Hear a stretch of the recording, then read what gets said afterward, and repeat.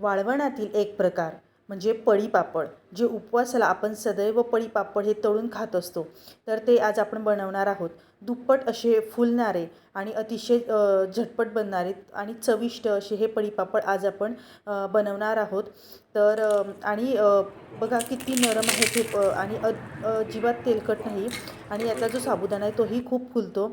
तर चला व्हिडिओला सुरुवात करते. हाय हॅलो नमस्कार, माझ्या यूट्यूब चॅनलमध्ये तुमच्या सगळ्यांचं पुन्हा एकदा मनस्वी हार्दिक स्वागत करते.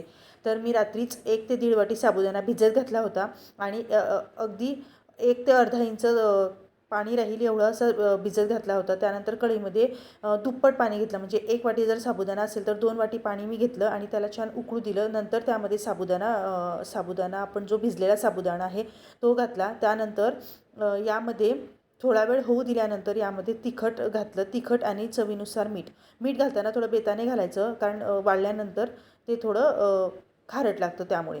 आता मग यामध्ये काय केलं, थोडा साबुदाणा शिजल्यानंतर मी 1 ते 1.5 वाटी साबुदाण्यासाठी 3 ते 4 बटाटे घेतले होते आणि त्यांना छान किसून घेतलं आणि त्यांना 2 ते 3 पाण्याने छान धुवून घेतलं आणि ते यामध्ये घातलं. त्यानंतर सर्व मिश्रण पूर्ण ढवळून घेतलं. बघा, पाणी सुरुवातीलाच खूप जास्त टाकायचं नाही, नंतर आपण थोडं पाणी गरम करून ठेवायचं आणि त्यानंतर मग यामध्ये पाणी घालायचं. त्याने काय होतं की अगदीच आपलं जे मिश्रण आहे ते पातळ होत नाही आणि मग आपण वरतून थोडं थोडं पाणी घालायचं. आणि मी त्यानंतर थोडं झाकण ठेवलं होतं. ती क्लिप मला घेता नाही आली आणि आपलं खूप छान शिजलेलं आहे. थोडं याला थंड होऊ द्यायचं, नाहीतर तुम्ही गरमही टाकू शकतात. मी थोडं थंड होऊ दिलं आणि त्यानंतर असे पळीपापड टाकायला घेतलेत. टाकताना थोडे जाळच टाकायचे, कारण ते वाळल्यानंतर खूप बारीक होतात. आणि आकार तुम्हाला जर मोठा असा हवा असेल तर मोठा टाका आणि छोटा हवा असेल तर छोटा टाका. मी थोडं छोट्या साईजमध्येच बनवले होते आणि थोडे जाडसर ठेवले होते, कारण वाळल्यानंतर ते खूप पातळ होतात. आता या पद्धतीने मी सगळे पळीपापड टाकून घेतले एक चमच्याच्या साह्याने आणि थोडे जाडसरच ठेवले. तुम्ही यामध्ये मिरचीसुद्धा घालू शकतात, मी तिखटाचा वापर केला.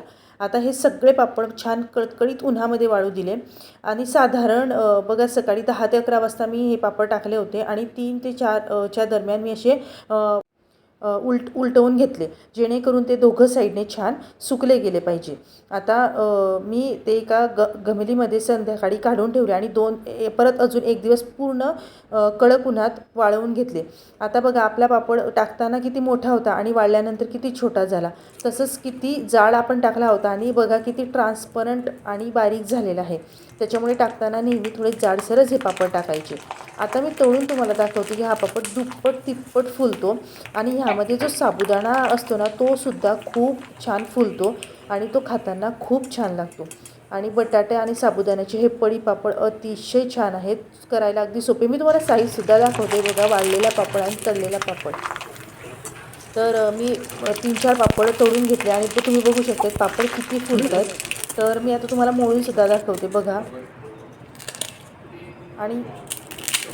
आणि अजिबात तेलकट नाही, काही नाही. खूप मऊ असे आपले पापड झालेले आहेत आणि साबुदाणासुद्धा खूप छान फुललेला आहे. तर तुम्हाला कशी वाटला हा वाळवणाचा पहिला प्रकार नक्की कळवा आणि आवडले असल्यास लाईक शेअर सबस्क्राईब नक्की करा.